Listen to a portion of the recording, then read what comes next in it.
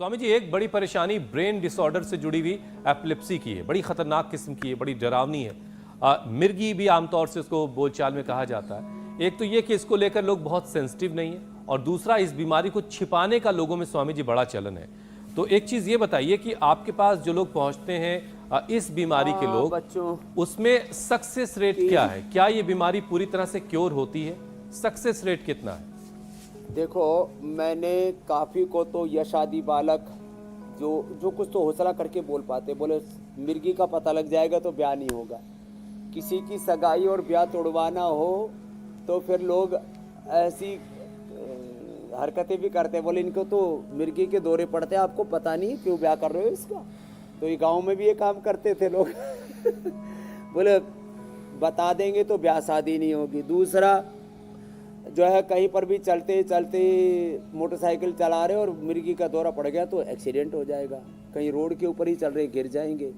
तो बहुत बहुत खतरनाक होता है रोग। और लोगों में जो है नौकरी में भी, करियर में भी दिक्कत आती है। बोला एपिलेप्सी की प्रॉब्लम होगी तो खैर मिलिट्री पैरामिलिट्री में तो भर्ती होंगे ही नहीं, और भी जगह पता लगेगा तो ऑफिस से निकाल दिए जाएंगे। तो इसलिए बताते नहीं लोग कई तरह की प्रॉब्लम। लेकिन ये 100% ठीक होता है मेधा इष्टि से हवन करा के और प्राणायाम करवाया। प्राणायाम में साथ साथ जरूर बताना चाहूँगा, देखो सबसे अधिक बड़ी भूमिका होती है प्राणायाम की। प्राणायाम और सूक्ष्म व्यायाम इतना ही कर लेना।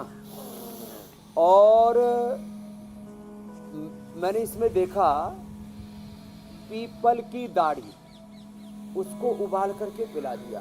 अब पीपल की दाढ़ी ऐसी होती है जैसे हमारे ब्रेन के अंदर न्यूरॉन्स होते हैं, जैसे हमारे ब्रेन के अंदर स्नैप्स होते हैं, और फिर वो आगे उससे माइलिन सीट और जो पूरी प्रक्रिया जो मैंने बताया कि ये बहुत ज़बरदस्त है। तो किसी किसी को पित्त बढ़ने से भी, तो पीपल, बेल और शीशम, पित्त बढ़ने से भी मिर्गी के दौरे पड़ते हैं। वात बढ़ने से भी पड़ते हैं, तो उसमें हम ज्योतिष्मति और बादाम रोगन दोनों मिला करके करवा देते हैं नस से।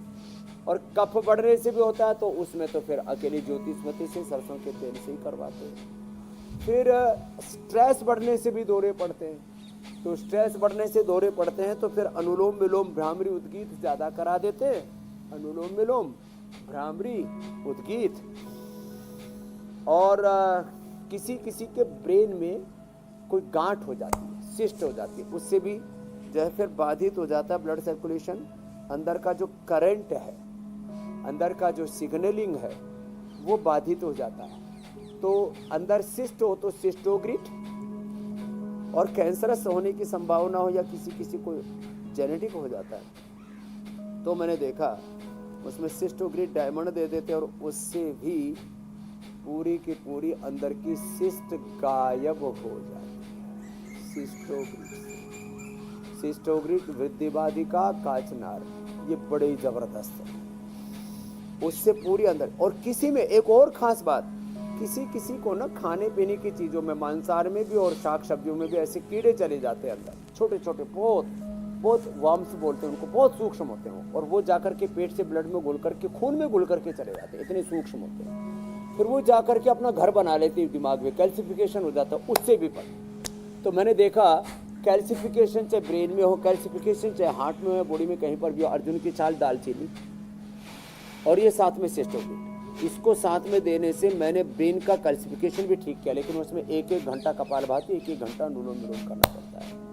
और किसी भी कारण से किसी को ऐसे ही, किसी किसी के परिवार में ही ऐसा होता है, जेनेटिकली ये टेंडेंसी होती है दौरा पड़ने की, जेनेटिक रीजन से, तो जेनेटिक एक्सप्रेशन भी वो राइट डायरेक्शन में होता है प्राणायाम से। और हमारे ब्रेन की न्यूरॉन्स का, ब्रेन की पूरा जो हमारा सूक्ष्म जो तंतु हैं उनका भी रिपेयरिंग का काम प्राणायाम से होता है। इसलिए अनुलोम विलोम भ्रामरी उद्गीत प्राणायाम जरूर करें। और जो उपाय हम अभी बता रहे हैं सुबह से, शुरू से ही, इन सब को प्रतिदिन अपना लेंगे तो एपिलेप्सी के दौरे भी हमने बंद किए हैं।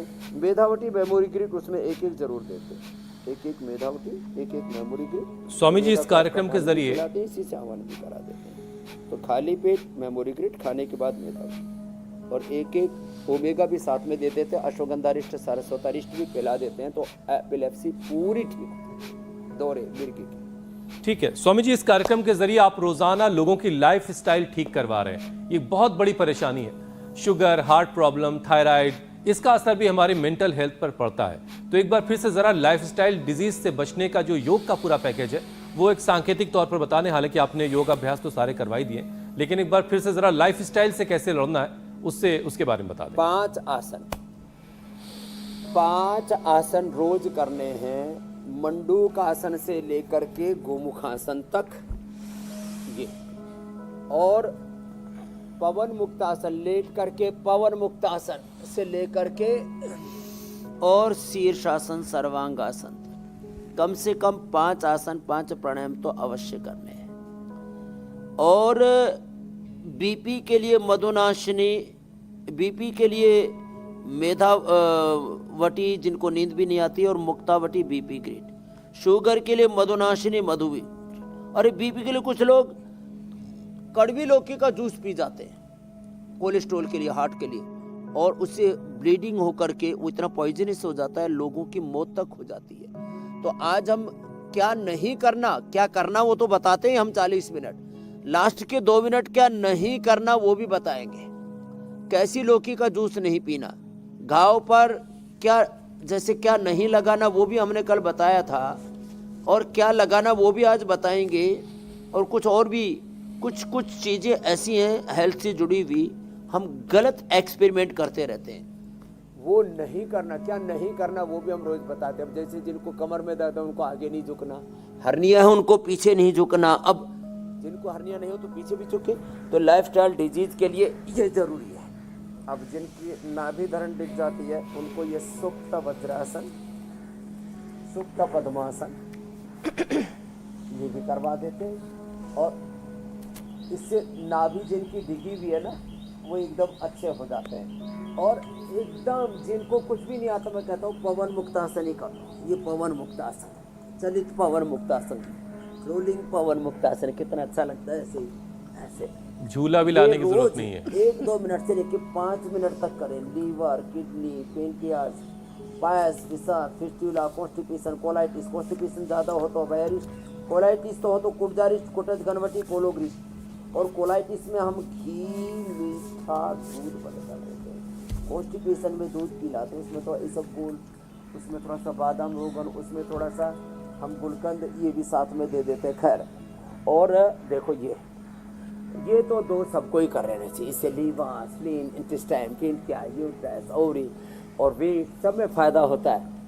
ये छोटे छोटे अभ्यास हैं, ऐसे सब हमारे साथ कम से कम 5 आसन 5 प्राणायाम कर लेते हैं।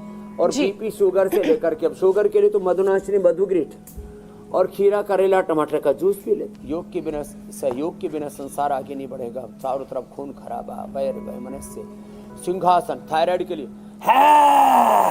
ऐसे करें, बड़ा जबरदस्त है।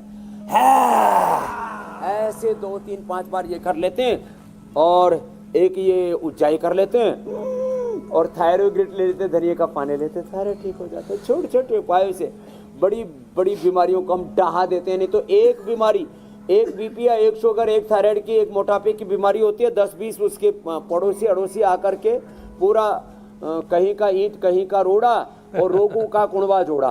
तो ये पूरा एक के बाद दूसरी बीमारी के चक्र में लोग फंस जाते हैं। रोज इनसे हम लोगों को बाहर निकालने के लिए एक बीमारी, लेकिन स्वामी जी ऐसी है, हमारे साथ हंसते खेलते योग करते रहते हैं और बीमारियों के चक्रव्यूह से बाहर निकल जाते हैं। एक बीमारी स्वामी जी ऐसी है, उसका इलाज